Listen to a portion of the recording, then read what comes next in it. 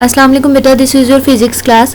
अब तक हमने जो न्यूमेरिकल सॉल्व किए हैं वो है 8.5 तक। आई होप आप सबने अपने रजिस्टर्स पे भी कर लिए होंगे। जाहिर सी बात है, जब मैंने आपको कह दिया तो आपने कर लिए इंशाल्लाह।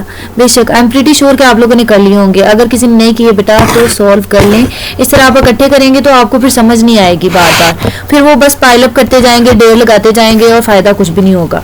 ठीक है, तो आप देखिए जरा 8.6 न्यूमेरिकल आज हमने करना है। 8.6 करेंगे, उसके बाद 7 करेंगे, देन हम 9 करेंगे। 8.8 और 8.10 वाला जो न्यूमेरिकल है ना वो रिलेटेड है ग्राफ्स के साथ।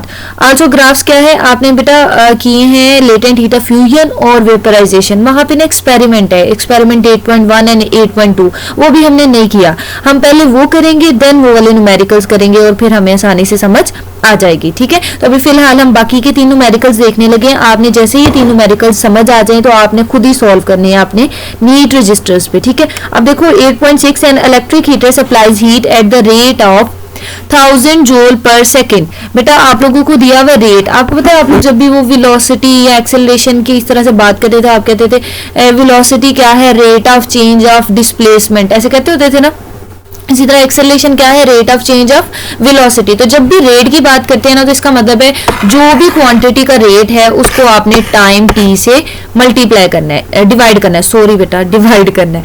तो ये है रेट का कंसर्न। कहीं पे भी रेट आएगा इट मींस आपने टाइम से डिवाइड कर देना है। तो यहाँ पे जब आपको रेट बता रहे हैं हीट का तो आपको पता चल गया ये रेट की असल में वैल्यू किसकी है, क्यू बाई टी की वैल्यू। अगर इन केस आपको समझ नहीं आती कि ये क्यू बाई टी के वैल्यू के कैसे इक्वल आ गया, एक तो ये कि एक्सपेरिमेंट में इसका थोड़ा सा जिक्र है ग्राफ में, ठीक है, लेकिन ये थोड़ा आइडिया मैं आपको दे दूंगी तो आपका क्लियर हो जाएगा। खैर जब हम ग्राफ करेंगे तो भी हमें समझ आ जाएगी।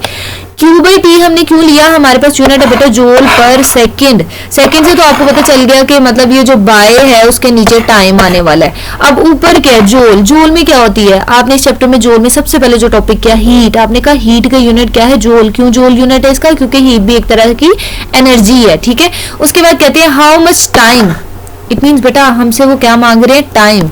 टाइम तो हमारे पास है नहीं, हम बहुत बिजी रहते हैं, लेकिन जो वैल्यूज गिवन है ना उसके अकॉर्डिंग हमने बताना है कि कितना टाइम चाहिए होगा to raise the temperature of 200 gram, यानी कि मैथ दिया हुआ है वाटर का, from 20 degree C to 90 degree C. यानी आपके पास T1 की वैल्यू भी दी हुई है, T2 की वैल्यू भी दी हुई है। ठीक है, आप क्या कर सकते हैं, इसको केल्विन में चेंज कर सकते हैं दोनों वैल्यूज को।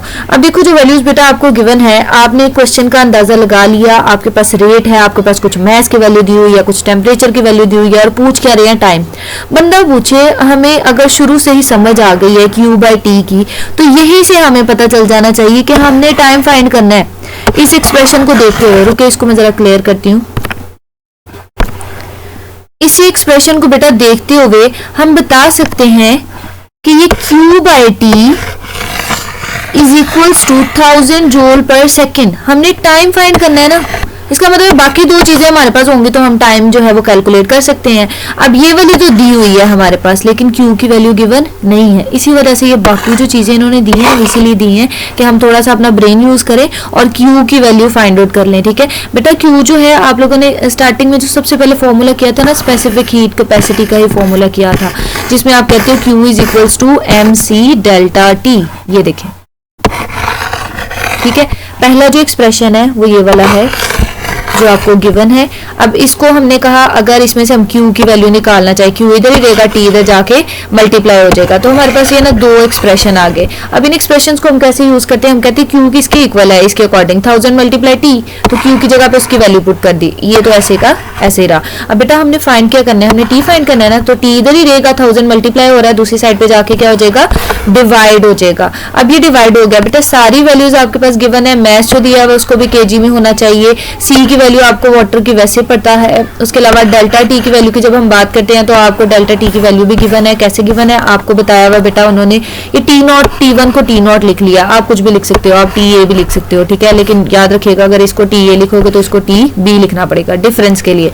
इस तरह इन्होंने इसको T0 लिखा, आप इसको T1 और इसको T2 भी लिख सकते हैं। ठीक है बेटा, इन्होंने क्या किया है, पहले टेम्परेचर को केल्विन में कन्वर्ट किया, ठीक है, दोनों टेम्परेचर को, उसके बाद हम डेल्टा टी फाइंड कर रहे हैं, माइनस करेंगे तो क्या आएगा 70 की है। आपको पता है कि आप सिंपली जब भी डिफरेंस की बात करते हो तो अगर सेल्सियस में भी आप माइनस करते हो 90 में से अगर आप 20 निकालते हैं तो भी क्या आ रहा है 70 आ रहा है, डिग्री सेल्सियस में आ रहा है। तो आप अगर इस तरह से डायरेक्ट करना चाहते हैं तो आपको थोड़ी सी अपनी ना अंग्रेजी भी जाननी पड़ेगी। Like you have to write the statement के in case of difference degree centigrade या degree Celsius is equivalent to Kelvin. ठीक है, डिफरेंस में दोनों जो है वो स्केल्स आपस में इक्वल है, दैट्स वाई हम जो है वो 70 डिग्री सी को किसके इक्वल लिख सकते हैं, 70 केल्विन के इक्वल भी लिख सकते हैं। अगर आप ये नहीं करना चाहते तो बेटा बेहतर क्या है कि आप सिंपली जो भी वैल्यू आए सेंटीग्रेड में आए फ़ारेनहाइट में आए उसको अंधाधुंध बस केल्विन में चेंज कर दो, because this is the requirement कि आपने ऐसे यूनिट में लेके जाना है। तो जब आप केल्विन में चेंज कर दोगे बाद में माइनस करोगे तो आप मतलब कुछ भी आपको सोचना नहीं पड़ेगा, दिमाग का थोड़ा कम इस्तेमाल करना पड़ेगा।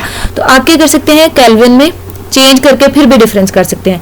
बेटा ये सारी चीजें आपको गिवन है, फॉर्मूला आपने डिराइव कर लिया है। ठीक है, आप सिंपली क्या करेंगे, वैल्यूज पुट करेंगे। ठीक है, जब आप वैल्यूज पुट करेंगे तो आपके पास जो वैल्यू आप कैलकुलेट करें वो टाइम कैलकुलेट करें तो यूनिट भी क्या आएगा, सेकंड में आएगा। सारी वैल्यूज आपने पुट करनी है, डिवाइड करना है और सेकंड में आ गया आपके पास आंसर। उसके बाद आगे देखें बेटा 8.7 how much ice means ice का मैथ पूछा होगा कि कितनी आइस चाहिए भाई आपको।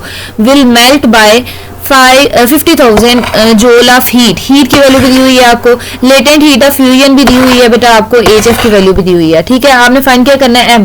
ये सिंपल छोटा सा न्यूमेरिकल है जिसमें आपको पता है कि आपने याद किया हुआ लेटेंट हीट ऑफ फ्यूजन का formula delta QF is equals to MHF, delta QF is equals to MHF। M आपने फाइंड करना है, आपके पास HF भी है QF भी है, आप कर सकते हैं बेटा। M इधर ही रहेगा, HF इधर मल्टीप्लाई हो रहा है, दूसरी साइड पे जाके क्या हो जाएगा, डिवाइड। इट मीन ये बन जाएगा delta QF divided by HF which is equivalent to M। तो वो यही एक्सप्रेशन है। ठीक है, आप क्या करेंगे, सिंपली बेटा वैल्यूज पुट करेंगे, QF की वैल्यू भी पुट करेंगे, इसके अलावा HF की वैल्यू भी पुट करेंगे और आपके पास कैलकुलेटर का सही इस्तेमाल करेंगे तो आंसर आ जाएगा। आंसर आपके पास बेटा जो आता है हमेशा जब भी आप SI यूनिट में सॉल्व कर रहे होते हैं ना तो आंसर आपके पास SI यूनिट में ही आता है।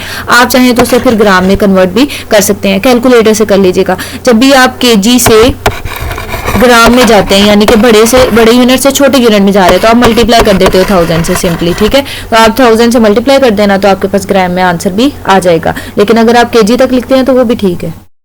आगे देखिए उसके बाद बेटा 8.8 मैंने आपको कहा है ना हम बाद में करेंगे, पहले हम वो एक्सपेरिमेंट्स करेंगे देन हम करेंगे। अब 8.9 ये भी इसी तरह का है, वो फ्यूजन है और ये कैसा है, वेपराइजेशन है। हाउ मच हीट, लेकिन इसमें थोड़ा सा डिफरेंट पूछा हुआ है, कह रहे हैं हीट फाइंड करें। ठीक है, उसमें कहा था मैस फाइंड आउट करो, तो इट मींस आपने हीट फाइंड करनी है। उसके बाद कहते हैं required to change 100 gram, mass दे दिया है, मैस ग्राम में दिया, आप किस में कन्वर्ट करोगे, किलोग्राम में। कैसे कन्वर्ट करते हैं बेटा, आपको पता है छोटे यूनिट से बड़े में जा रहे हो तो 1000 से डिवाइड करोगे, ये तो बेटा आप लोग को याद ही होना चाहिए।